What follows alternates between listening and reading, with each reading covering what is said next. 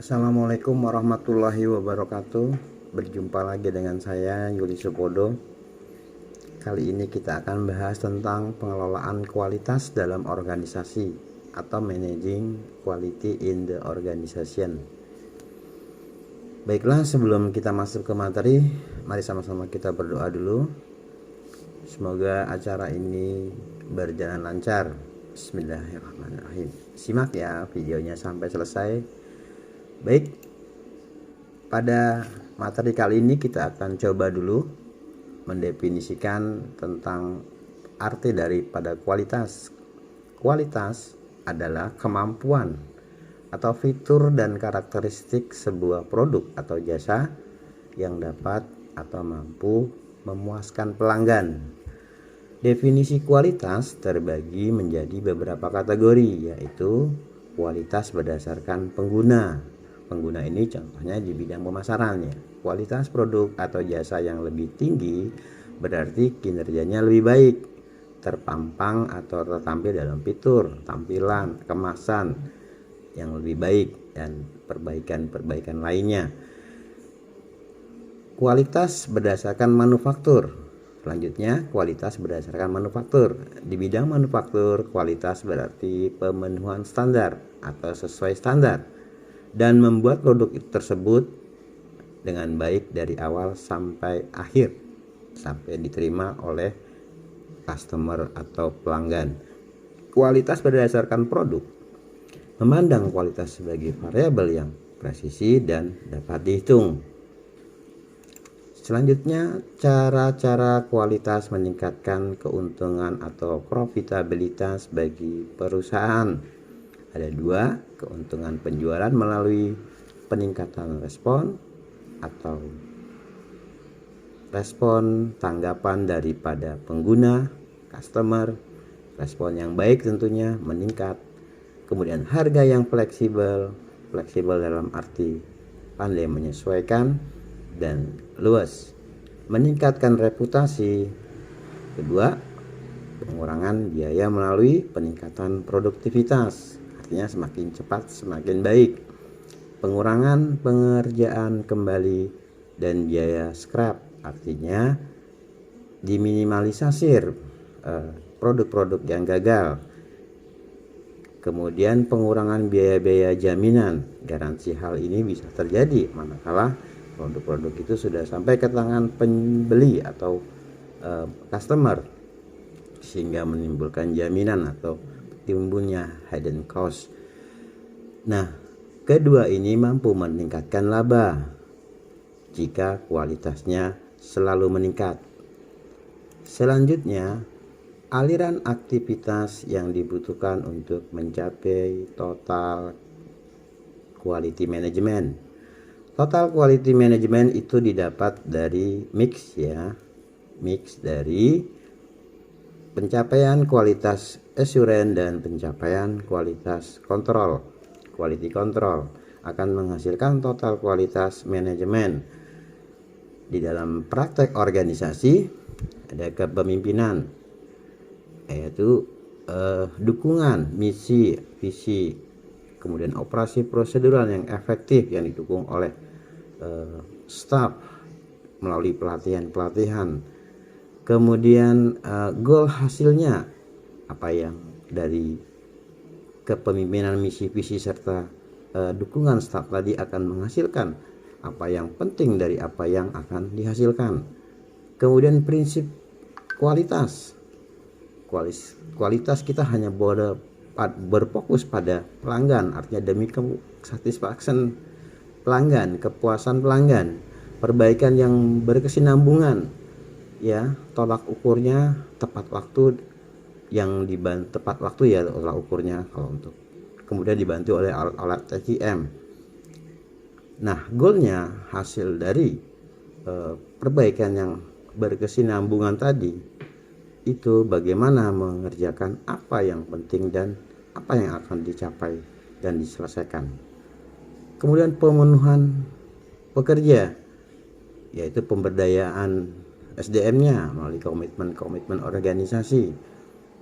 Ya kan, hasil goalnya sikap pekerja yang penuh dengan budaya baik, budaya kerja yang produktif, dan karyawan yang dapat menyelesaikan apa yang penting untuk diselesaikan. Selalu ini yang penting adalah budaya ya, budaya yang diterapkan dari setiap pekerja ini untuk mencapai mencapai hasil yang baik, peningkatan produktivitas yang baik, sehingga dapat menghasilkan produk dengan kualitas yang baik juga.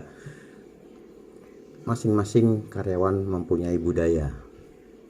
Kepuasan pelanggan, kita kebaikan-kebaikan, peningkatan mutu kualitas tadi memang untuk kepuasan pelanggan, sehingga memenangkan pasaran pesanan. Pelanggan akan kembali membeli produk kita, pelanggan yang akan kembali datang berulang untuk memesan produk kita dan mempercayakan kebutuhannya kepada produk kita. Hasil goalnya adalah organisasi yang efektif, berkelanjutan dengan keunggulan-keunggulan kompetitif, dan dapat bersaing di pasaran. Oke, selanjutnya adalah pengaruh kualitas. Tadi sudah sebutkan di atas, ada 3 penyebab kualitas yang sangat penting, yaitu reputasi perusahaan. Reputasi itu image ya, opini publik terhadap perusahaan. Meskipun publik itu tidak mengenal perusahaan, tetapi reputasi dapat dikenal dengan hasil produknya. Kemudian kewajiban produk, kemudian implikasi global. Kewajiban produk itu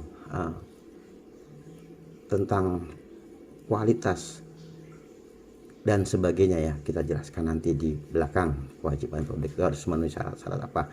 Kemudian 4 kategori utama biaya berkaitan dengan kualitas yang disebut dengan biaya kualitas atau cost of quality, COG. Biaya pencegahan, biaya yang terkait dengan mengurangi kemungkinan barang-barang atau jasa yang mengalami kerusakan. Kemudian ada juga biaya penilaian, biaya yang dikaitkan dengan proses evaluasi produk, barang, proses, komponen, dan jasa. Kegagalan internal, biaya yang diakibatkan dari proses produksi barang atau jasa yang cacat, rusak sebelum diantarkan ke pelanggan. Biaya eksternal, biaya yang terjadi setelah pengiriman barang dan jasa yang cacat. Nah, ini nanti kita jelaskan di slide-slide berikutnya. Biaya tentu ada min plusnya ya. Kalau minnya terkait dengan adanya biaya pencegahan, minusnya itu mungkin banyaknya proses, terus kebutuhan akan SDM. Kemudian untuk positifnya itu banyak ya, karena ada biaya pencegahan, biaya penilaian, biaya kegagalan internal, dan biaya eksternal. Ini dapat terdetek ya, dapat diprediksi dan dihitung, sehingga kita dapat memutuskan kebijakan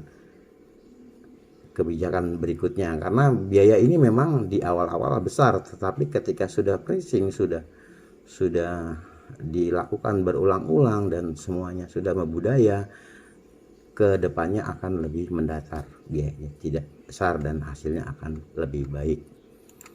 Selanjutnya, etika dan manajemen kualitas. Bagi manajer operasional, pekerjaan terpenting adalah memberikan produk dan jasa yang sehat, aman, berkualitas kepada pelanggan. Nah, kurangnya proses desain dan pengembangan produk-produk berkualitas rendah tidak hanya mengakibatkan biaya produksi yang lebih tinggi, tetapi juga dapat menambah kecelakaan ya. Kecelakaan itu yang dimaksud mungkin kalau diproduksi makanan ada keracunan atau kecampur dengan bahan-bahan lain yang mengandung racun gitu, sehingga membahayakan, sehingga ada tuntutan hukum dan bertambahnya peraturan-peraturan pemerintah terhadap produk instansi ini ya, core business ini. Jika sebuah perusahaan yang telah memperkenalkan sebuah produk yang dipertanyakan, maka tindakan tanggung jawabnya harus didasari oleh perbuatan etis ya. Itu nanti bagian dari banyak contoh dan kasus yang akan kita analisa di belakang acara ini nanti. Slide tersendiri ya tentang studi kasus dan analisanya. Selanjutnya 7 konsep total quality management. Nah, perbaikan terus-menerus. Tadi sudah disebutkan perbaikan terhadap perencanaan, perbaikan terhadap pekerjaan, perbaikan terhadap kontrol, perbaikan terhadap hasil produk ya. Sehingga tadi PDCA tadi selalu berulang. Daur cycle PDCA tadi harus terus diperbaiki terus-menerus. Kemudian ada Six Sigma ya. Six Sigma itu cara menghitung, cara satu cara yang bisa sesuatu lebih ramping dan lebih efektif, efisien ya. Nanti kita bahas lagi di perhitungan Six Sigma, Six Sigma ya tersendiri. Kemudian pemberdayaan karyawan. Pemberdayaan apa itu pemberdayaan karyawan? Ya, bisa nanti kita jelaskan ya. Pemberdayaan karyawan itu terkait dengan memberikan otorisasi, memberikan tugas yang lebih free ya, tidak selalu tergantung kepada pimpinan, itu didelegasikan dari pimpinan ke bawahan, tetapi tetap ada perhitungan akuntabelnya. Kemudian tepat waktu artinya ya mana sih yang mau diulur-ulur ya. Ini tepat waktu juga sangat dibutuhkan pada era saat ini, karena kalaupun barang itu bagus tapi tidak tepat waktu juga, itu membuat pelanggan akan berpindah ke produk lain yang lebih cepat. Pada saat ini kan banyak yang penjualan online ya, dengan bebas ongkos kirim dan sebagainya. Ini juga persaingan yang sangat ketat dan perlu diperhitungkan. Kemudian konsep Taguchi ya, nanti kita ulas tersendiri tentang cara hitung Taguchi ini dalam konsep total quality management. Kemudian pengetahuan tentang alat-alat TQM ya. Alat-alat TQM ini berupa alat-alat dari awal perencanaan, terus proses produksi sampai proses akhir harus didukung dan baik kondisinya, selalu diperbaiki, dijaga, dipelihara sesuai SOP yang berlaku. Kemudian ada perbaikan terus-menerus. Nah, tadi Pak Yudi sudah sampaikan di depan terkait dengan PDCA, plan, do, check, and act ya. Rencanakan dulu, kemudian direncanakan ini dari awal ketika kita menerima pesanan, menerima kepercayaan, direncanakan masalah SDM-nya, materialnya dan sebagainya ya.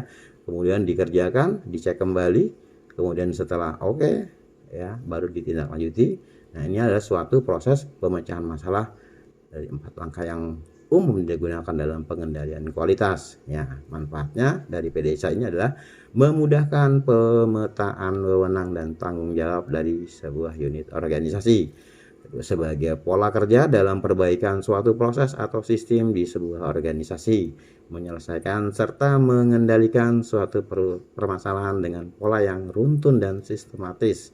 Nah, kegiatan PDCA tadi juga harus continuous ya, improvement dalam rangka memperpendek alur kerja, kemudian menghapuskan pemborosan di tempat kerja dan meningkatkan produktivitas. Kemudian selanjutnya siklus PDCA adalah ya satu, perencanaan, mengidentifikasi masalah dan membuat rencana ya terkait dengan order, pesanan, kepercayaan dari pelanggan. Itu perencanaan kita harus direncanakan secara matang mengenai persiapan perencanaan ini ya, persiapan produksinya, mengenai bahan bakunya, alat kerjanya, SDM-nya dan sebagainya harus direncanakan secara matang dan tepat waktu sesuai SOP.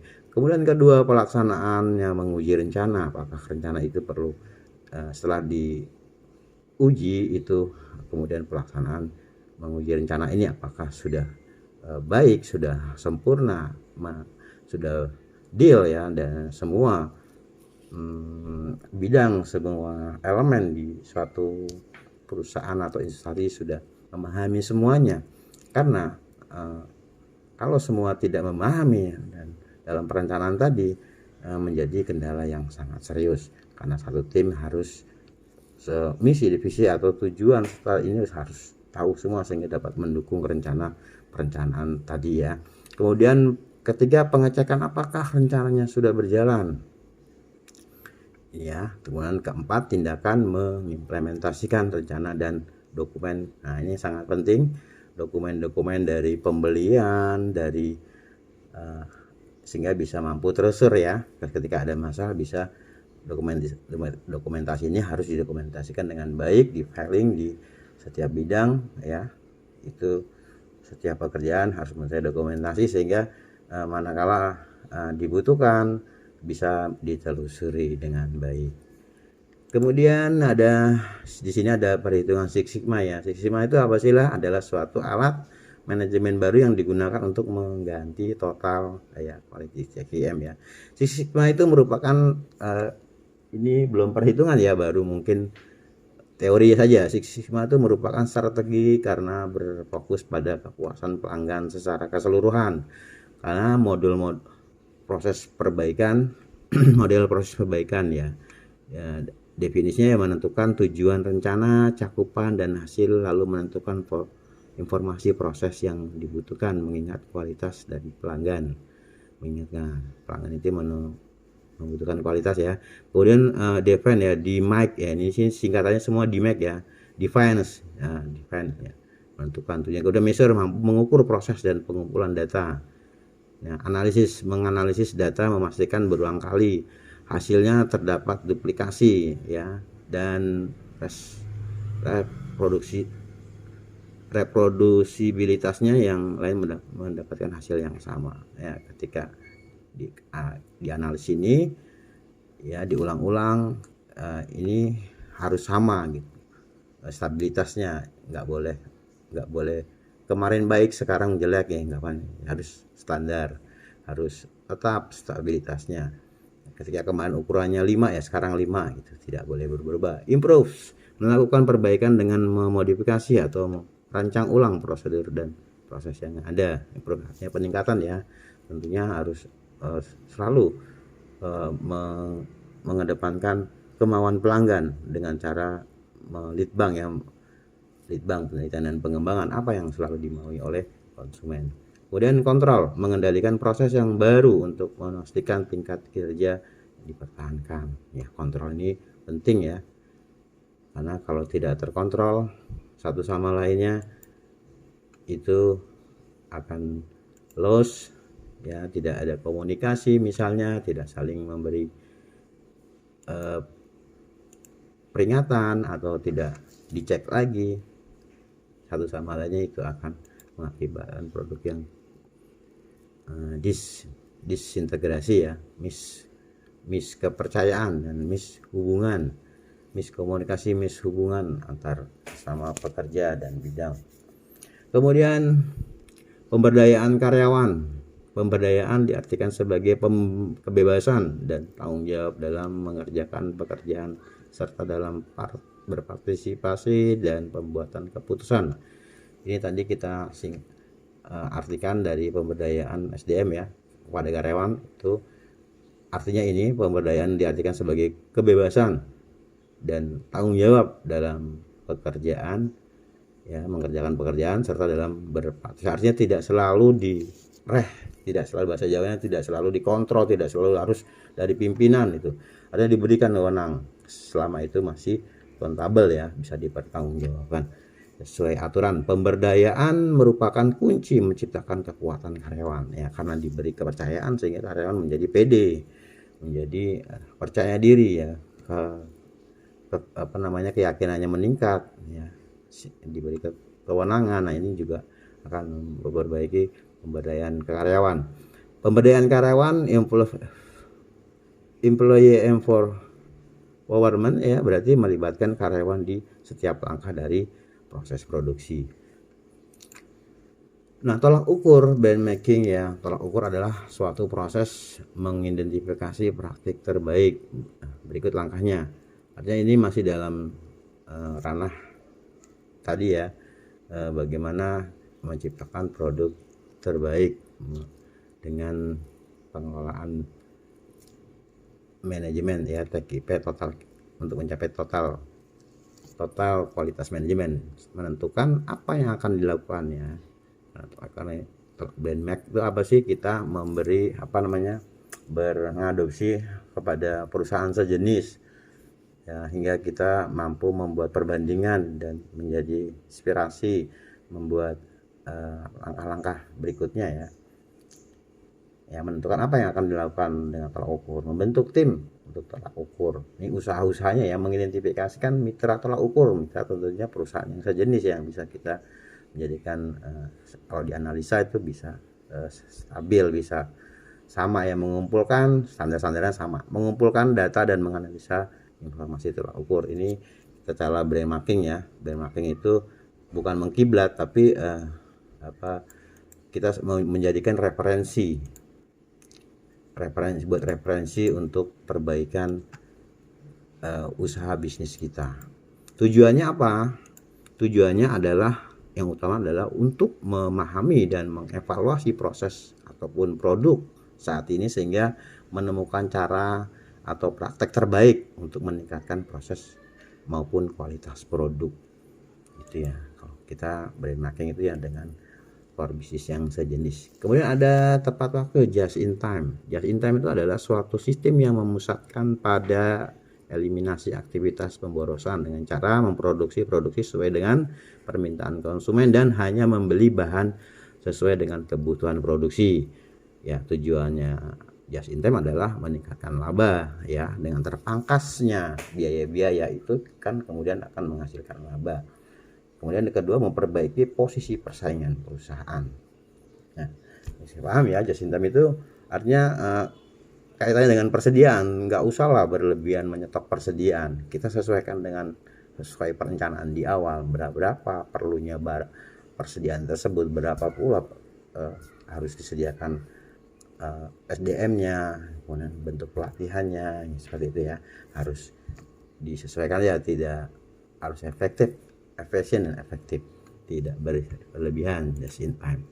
Selanjutnya konsep Taguchi. Nah, tadi di awal sudah ada konsep Taguchi, ini belum perhitungannya, masih teorinya. Taguchi adalah sebuah metode statistik yang dikembangkan oleh Genichi Taguchi untuk meningkatkan kualitas dari hasil produksi manufaktur, engineering, teknologi, marketing, dan advertising. Nah, 3 konsep yang ditujukan untuk memperbaiki baik produk maupun proses kualitas adalah satu, fungsi kerugian ya, loss function, merupakan suatu pendekatan baru untuk proses capability ya. Kemudian prinsip dasar dari kekokohan robustness ya. Kemudian kualitas berorientasi sasaran. Jadi konsep Taguchi ini nanti perhitungannya adalah berapa persen yang produk yang berhasil dicapai, berapa penjualnya totalnya, kemudian dibagi hasil yang rusak gitu ya. Nanti ketemu persentasenya. Nah, itu konsep Taguchi. Nanti kita masuk ke perhitungannya. Kemudian 7 alat total management, 7 alat ya, total quality management TQM ya. Ini yang terpenting adalah lembar periksa yang dengan checklist, kemudian diagram pencar, diagram penyebab dan efek, kemudian ada grafik Pareto ya. Pareto ini kita ketahui ya, fokus kepada hal-hal yang besar, yang materialistis, kemudian diagram alur, histogram, dan pengendalian proses. Selanjutnya yang terakhir, slide terakhir adalah kendali proses statistik. Nah, kendali proses statistik adalah aplikasi metode statistika untuk pemantauan dan pengendalian proses untuk memastikan bahwa dia bekerja pada potensial penuh untuk menghasilkan produk yang sesuai. Ya, dia ini adalah institusi ya, atau organisasi atau bisnis ya, pebisnisnya, produksinya ya. Tujuannya adalah memberikan sinyal statistika adalah apabila terdapat sebab-sebab varian. Nah, musuh daripada produktivitas adalah varian ya, variasi ya, seperti lain-lain ini ya. Kemudian ada penerimaan sampel. Penerimaan sampel suatu prosedur pemeriksaan produk melalui pengambilan contoh dari sejumlah produk jadi sejenis atau bahan baku dari suatu perusahaan memasok kepada perusahaan konsumen untuk memutuskan penerimaan atau penolakan produk. Ini artinya gini, misalnya kita menerima pesanan dari pelanggan atau customer, kemudian kita menyediakan bahan bakunya. Nah, bahan baku ini di awal harus benar-benar kita harus seleksi banget, karena kalau terjadi kesalahan, terjadi ketidakcocokan bahan baku yang diinginkan oleh pelanggan, ini juga akan berakibat nanti terhadap hasil produksi. Terutama di awal prosesnya diawasi oleh KIA, tentunya harus sudah memberi catatan checklist ya, bahwa produk yang dibeli ini untuk produk ini sudah sesuai standar, dipastikan sudah standar. Baik, demikian tadi ya Pak Yuli bisa sampaikan di materi total TQM ini. Semoga bermanfaat ya. Jangan lupa simak terus video Pak Yuli selanjutnya. Billahi taufiq wal hidayah. Assalamualaikum warahmatullahi wabarakatuh.